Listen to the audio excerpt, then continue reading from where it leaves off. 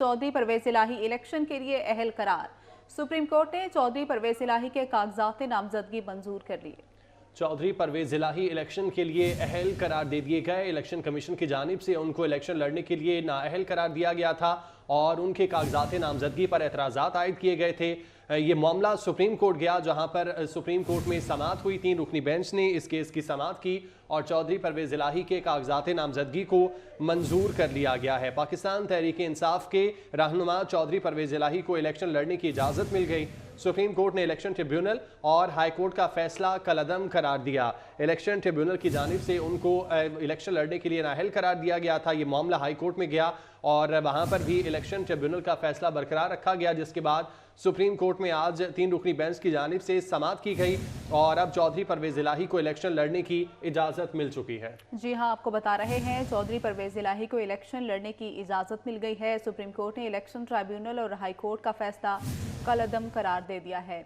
आपको बताया जा रहा है चौधरी परवेज इलाही को इलेक्शन लड़ने की इजाज़त मिल गई है। सुप्रीम कोर्ट ने इलेक्शन ट्राइब्यूनल और हाई कोर्ट का फैसला कलअदम करार दे दिया है। सुप्रीम कोर्ट ने इलेक्शन ट्राइब्यूनल और हाई कोर्ट का फैसला कलअदम करार दे दिया है। चौधरी परवेज इलाही को इलेक्शन लड़ने की इजाज़त मिल गई है।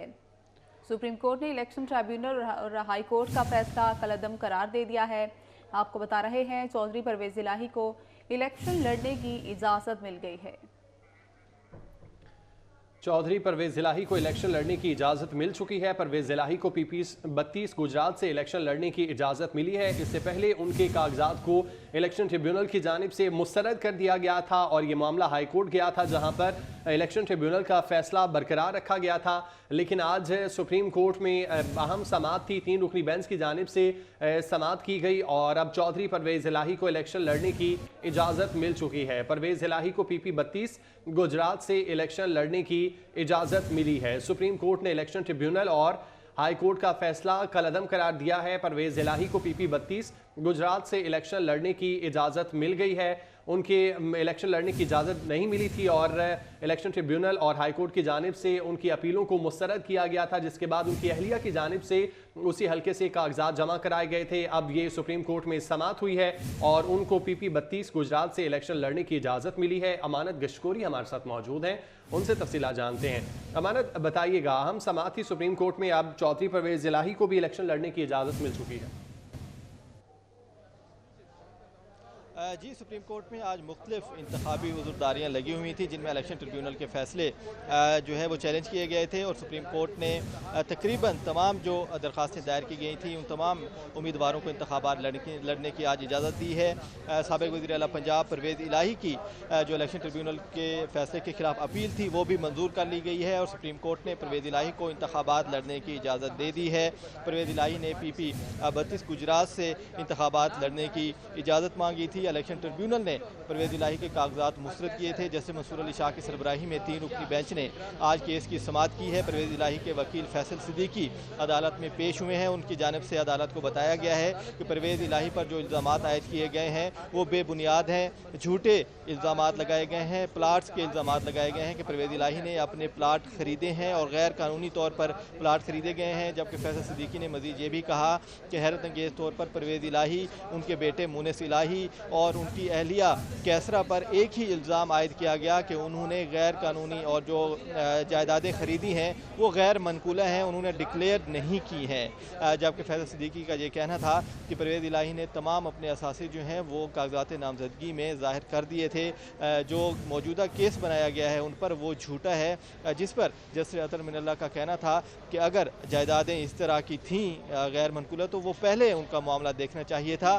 जब कागजात नामजदगी जमा हो गए तो फिर एक उम्मीदवार को इंतखाबात लड़ने से कैसे रोका जा सकता है। जस्टिस अतर मिनल्ला का कहना था कि अवामी जो हकूक़ हैं उनको अदालत ने देखना है और एक जो उम्मीदवार होता है उसके साथ आवाम के हकूक़ वाबस्ता होते हैं, तो किसी भी उम्मीदवार को किसी एक इल्ज़ाम पर इंतखाबात से नहीं रोका जा सकता। सुप्रीम कोर्ट ने परवेज़ इलाही पर जो इल्ज़ामात आयद किए गए थे वो मुस्तरद किए हैं। इलेक्शन ट्रिब्यूनल का जो फैसला था वो सुप्रीम कोर्ट ने मुस्तरद कर दिया है और परवेज़ इलाही को अब इंतखाबात लड़ने की इजाज़त दे दी गई है। जस्टिस मंसूर अली शाह की सरबराही में आज 3 रुकनी बेंच तश्कील दिया गया था। सुबह केस की समाअत का आगाज़ हुआ तो परवेज़ इलाही के वकील फैसल सिद्दीकी वक्त पर नहीं पहुँचे थे, जिसके बाद 11 बजे तक समाअत में वक्फा किया गया था। वक्फे के बाद समाअत का आगाज़ हुआ तो परवेज़ इलाही के वकील फैसल सिद्दीकी ने दलाइल दिए और उनकी जानिब से अदालत को बताया गया कि परवेज़ इलाही पर झूठे इल्ज़ाम आयद किए गए और बेबुनियाद इल्ज़ाम लगाकर परवेज़ इलाही को इंतखाबात लड़ने से रोका जा रहा है। जिसके बाद सुप्रीम कोर्ट ने अब फैसला सुना दिया है और परवेज़ इलाही को इंतखाबात लड़ने की इजाज़त दे दी गई है। अमानत गिस्कोरी, यहाँ पर यह भी बताएगा परवेज़ इलाही को तो इजाज़त मिल गई है, दीगर समाअत भी हुई है और किस किस को इलेक्शन लड़ने की इजाज़त मिली है? इससे कबल सुप्रीम कोर्ट ने सनम जावेद की अपील पर भी समाअत की, शौकत बसरा की अपीलों पर भी समाअत की गई, लेकिन इलेक्शन कमीशन के जो हुकाम थे उन्होंने मज़ीद तैयारी के लिए वक्त तलब किया और 2 बजे तक सुप्रीम कोर्ट ने जो है वो वक्फा किया है सनम जावेद और शौकत बसरा के केसेस का। ताहम इससे पहले जो PTI के उम्मीदवार थे मेजर ताहिर सादिक, उनको भी अटक से इंतखाबात लड़ने की इजाज़त दी गई है। सुप्रीम कोर्ट ने ये फैसला सुनाया है और जिसमें उनको इंतखाबात में हिस्सा लेने के लिए सुप्रीम कोर्ट ने इजाज़त दी है। और इससे कबल चीफ जस्टिस पाकिस्तान की सरबराही में एक जो बेंच तश्कील दिया गया था, वहाँ पर आरिफ अब्बासी के इलेक्शन अपील पर समाअत हुई। ताहम आरिफ अब्बासी पर 2 मुकदमात थे, उन्होंने ज़मानत नहीं ली थी, जिसकी वजह से उनकी अपील आज सुप्रीम कोर्ट ने मुस्तरद की है और सुप्रीम कोर्ट की जानिब से ये कहा गया है कि अगर कोई भी जो उम्मीदवार है वो ज़मानत ले लेता है तो फिर उसको इंतखाबात लड़ने से नहीं रोका जा सकता। ताहम अभी 2 मुकदमात जो हैं वो रहते हैं। 2 बजे तक वक्फा किया गया है। जस्टिस मुनीब अख्तर की सरबराही में 3 रुकनी बेंच है जिसने सनम जावेद और शौकत बसरा की इलेक्शन अपीलों पर समाअत करनी है। DG लॉ को 2 बजे तक का सुप्रीम कोर्ट ने वक्त दिया है और उससे सवालात भी उनके सामने रखे गए हैं कि जो इल्ज़ामात लगाए गए हैं सनम जावेद पर और शौकत बसरा पर कि उन्होंने मुश्तरका अकाउंट्स खोल रखे थे और अलग अलग अकाउंट नहीं खोले गए और जो कागजात नामजदगी जमा कराए गए हैं उनमें उनका जिक्र नहीं किया गया। तो अकाउंट से मुतालिक जो कानून है उस पर उसकी तशरीह के लिए सुप्रीम कोर्ट ने इलेक्शन कमीशन के DG लॉ को वक्त दिया है 2 बजे का और 2 बजे उन पर समाअत होनी है। ताहम अभी सुप्रीम कोर्ट ने परवेज़ इलाही को इंतखाबात लड़ने की इजाज़त दे दी है। इससे कबल उमर असलम को भी सुप्रीम कोर्ट ने इंतखाबात लड़ने की इजाज़त दी थी। PTI के रहनुमा उमर असलम NS 87 खुशाब से उम्मीदवार हैं और उनके भी जो कागजात नामजदगी थे वो मुस्तरद किए गए थे और इस बुनियाद पर मुस्तरद किए गए थे कि वो इश्तिहारी हैं, जिस पर सुप्रीम कोर्ट ने करार दिया है कि किसी भी इश्तिहारी को इलेक्शन लड़ने से नहीं रोका जा सकता, क्योंकि आर्टिकल 62(1) में कोई भी ऐसी सज़ा नहीं है जो इश्तिहारी की हो और इश्तिहारी को किसी भी इंतखाबात में हिस्सा लेने से कानून और आइन जो है वो नहीं रोकता।